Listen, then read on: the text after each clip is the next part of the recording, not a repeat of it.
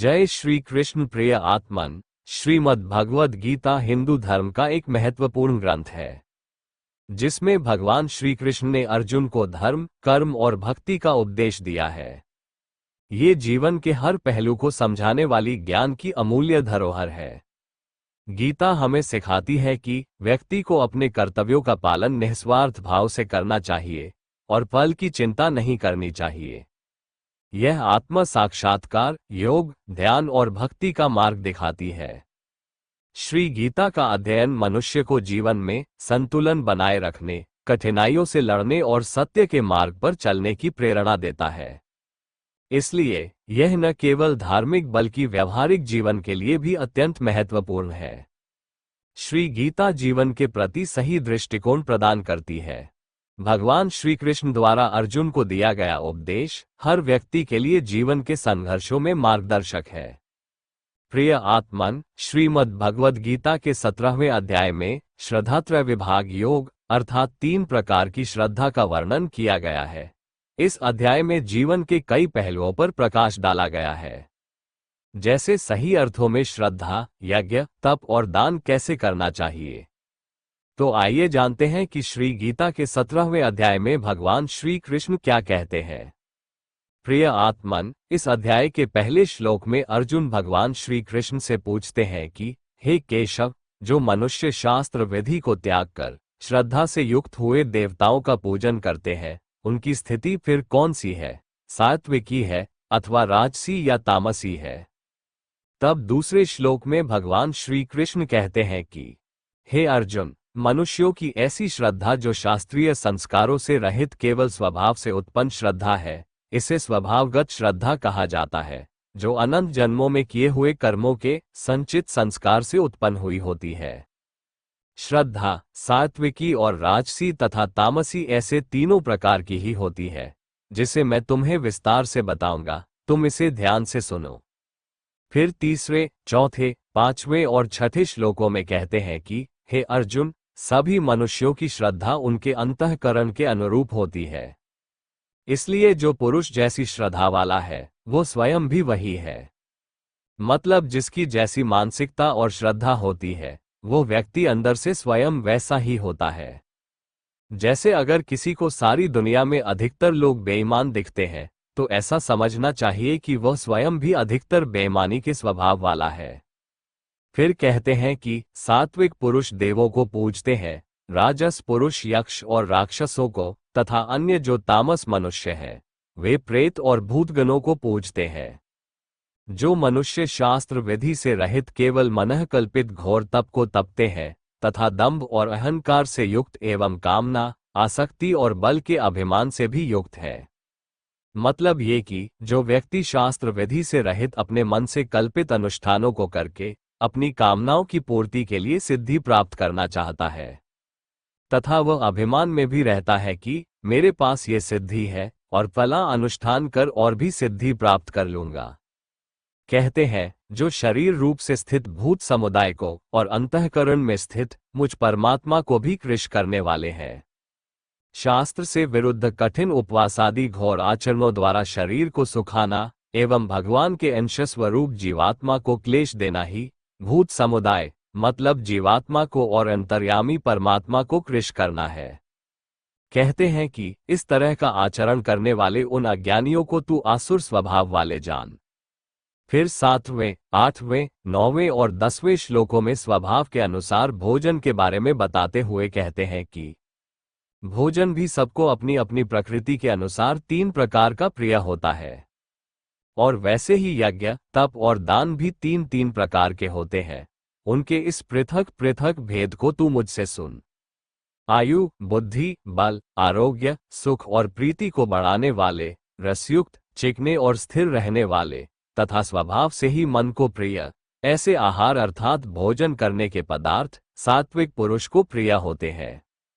कड़वे, खट्टे, लवणयुक्त, बहुत गरम, तीखे, रूखे, दाहकारक और दुख, चिंता तथा रोगों को उत्पन्न करने वाले आहार अर्थात भोजन करने के पदार्थ राजस पुरुष को प्रिय होते हैं। जो भोजन अधपका, रसरहित, दुर्गंधयुक्त, बासी और उच्छिष्ट है, तथा जो अपवित्र भी है, वो भोजन तामस पुरुष को प्रिय होता है। फिर 11वें, 12वें और 13वें श्लोकों में यज्ञ और दान के बारे में बताते हुए कहते हैं कि जो शास्त्र विधि से नियत किया गया है वैसा ही यज्ञ करना ही कर्तव्य है। इस प्रकार मन को समाधान करके फल न चाहने वाले पुरुषों द्वारा किया जाता है वह सात्विक है। बिना कोई कामना के यज्ञ करना कर्तव्य कर्म है। ऐसे यज्ञ करने वाले लोग सात्विक यज्ञ करते हैं। कहते हैं, परंतु हे अर्जुन, केवल दंभाचरण के लिए अथवा फल को ही दृष्टि में रखकर जो यज्ञ किया जाता है उस यज्ञ को तू राजस जान। और शास्त्रविधि से हीन, अन्नदान से रहित, बिना मंत्रों के, बिना दक्षिणा के और बिना श्रद्धा के किए जाने वाले यज्ञ को तामस यज्ञ कहते हैं। फिर 14वें श्लोक से लेकर 19वें श्लोक तक सात्विक तप और तामस तप के बारे में बताते हुए कहते हैं कि देवता, ब्राह्मण, गुरु और ज्ञानी जनों का पूजन, पवित्रता, सरलता, ब्रह्मचर्य और अहिंसा ये शरीर संबंधी तप कहा जाता है। यहाँ गुरु शब्द से माता, पिता, आचार्य और वृद्ध एवं अपने से जो किसी प्रकार भी बड़े हों उन सबको गुरु ही समझना चाहिए। जिसकी वाणी से किसी को उद्वेग न हो तथा प्रिय और हितकारक एवं यथार्थ भाषण करने वाला है वह वाणी का तप कर रहा है। तथा जो वेद शास्त्रों के पठन का एवं परमेश्वर के नाम जप का अभ्यास करता है वह भी वाणी संबंधी तप कर रहा है, ऐसा जानना चाहिए। मन की प्रसन्नता, शांत भाव, भगवत चिंतन करने का स्वभाव, मन का निग्रह और अंतःकरण के भावों की भलीभांति पवित्रता, इस प्रकार यह मन संबंधी तप कहा जाता है। फल को न चाहने वाले योगी पुरुषों द्वारा परम श्रद्धा से किए हुए इस पहले बताए गए 3 प्रकार के तप को सात्विक कहते हैं। फिर राजस और तमस तप के बारे में बताते हुए कहते हैं, जो तप सत्कार, मान और पूजा के लिए तथा अन्य किसी स्वार्थ के लिए भी स्वभाव से या पाखंड से किया जाता है। ऐसा तप अनिश्चित एवं क्षणिक फल वाला तप है और ऐसे तप को राजस तप कहा गया है। अनिश्चित फल वाला उसको कहते हैं कि जिसका फल होने न होने में शंका हो या फल मिला भी तो थोड़े समय के लिए ही मिला।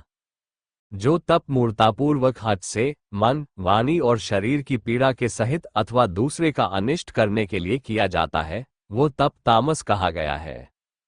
फिर 20वें, 21वें और 22वें श्लोकों में 3 तरह के दानों के बारे में बताते हुए कहते हैं कि दान देना ही कर्तव्य है ऐसे भाव से जो दान, देश तथा काल और पात्र के प्राप्त होने पर उपकार न करने वाले के प्रति दिया जाता है वो दान सात्विक कहा गया है। जिस देश काल में जिस वस्तु का अभाव हो वही वस्तु उस जगह और स्थिति को देखते हुए देना चाहिए। जगह और स्थिति के अनुसार जिस वस्तु की आवश्यकता हो उस वस्तु द्वारा प्राणियों की सेवा करना योग्य दान समझा जाता है। भूखे, अनाथ, दुखी, रोगी और असमर्थ तथा भिक्षुक आदि को अन्न, वस्त्र और औषधि एवं जिस वस्तु का जिसके पास अभाव हो उस वस्तु द्वारा सेवा करने के लिए योग्य पात्र समझे जाते हैं। और श्रेष्ठ आचरणों वाले विद्वान और ब्राह्मणजन को धन आदि तथा सब प्रकार के पदार्थों द्वारा सेवा करने के लिए योग्य पात्र समझे जाते हैं। किंतु जो दान क्लेशपूर्वक तथा प्रत्युपकार के प्रयोजन से अथवा फल की कामना मन में रखकर फिर दिया जाता है वह दान राजस कहा गया है। जैसे प्रायः वर्तमान समय में चंदे, चिट्ठे आदि में धन दिया जाता है, अर्थात मान बढ़ाई, प्रतिष्ठा और स्वर्ग आदि की प्राप्ति के लिए अथवा रोगादि की निवृत्ति के लिए दिया गया दान राजस दान है।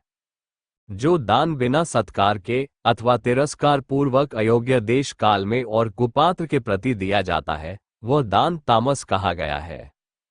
फिर श्लोक 23 से लेकर श्लोक 27 तक ओम तत्सत के अर्थ को बताते हुए कहते हैं कि ओम तत् सत ऐसे ये 3 प्रकार का सच्चिदानंद घन ब्रह्म का नाम कहा है।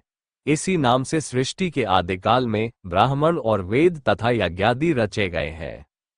इसलिए वेद मंत्रों का उच्चारण करने वाले श्रेष्ठ पुरुषों की शास्त्र विधि से नियत यज्ञ, दान और तपरूप क्रियाएं सदा ओम इस परमात्मा के नाम को उच्चारण करके ही आरंभ होती है।